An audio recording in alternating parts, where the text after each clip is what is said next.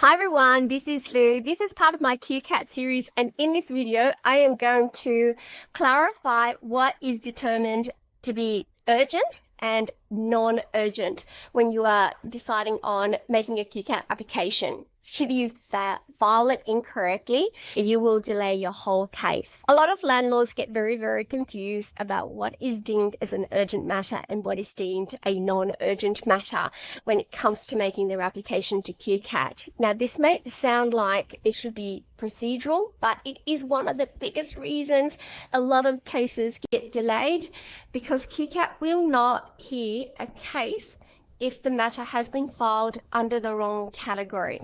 So in this video, I'm going to clear this up for you. And I want you to reference section 415 and section 416 of the Residential Tenancies and Roomings Accommodations Act 2008. Under section 415, this relates to urgent applications. So there are 4 elements to this. This is for rent arrears. If tenants are not paying their rent, you've breached them and you've told them to leave and they haven't left. Anything that is a safety hazard on your investment property, i.e. maintenance, through a tenant not allowing access, denial of access for repairs of these hazardous maintenance, or if you want to sell your property and they won't let the agent through, or your tenancy has ended and you've told them to leave and they haven't left. So it deals with recovering your property, and it will affect the security and safety and the ongoing occupation of your investment. All of these are deemed as urgent, and you can actually make the application directly to QCAT without having to go through the conciliation process.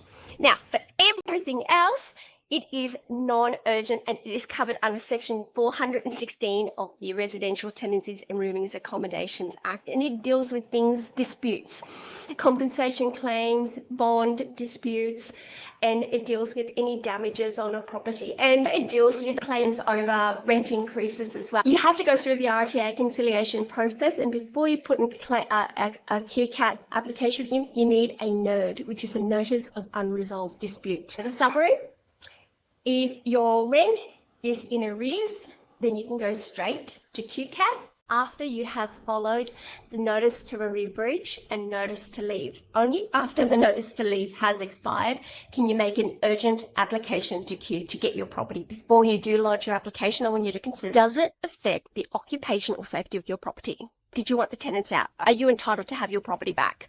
Is your property now unsafe? Then the second thing is, does it relate to the rent on your property? If it does, then these are urgent, and everything else is non-urgent.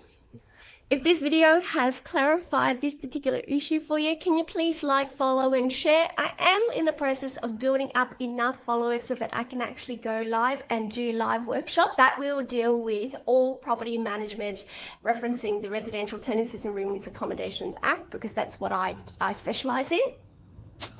And I look forward to seeing you in the next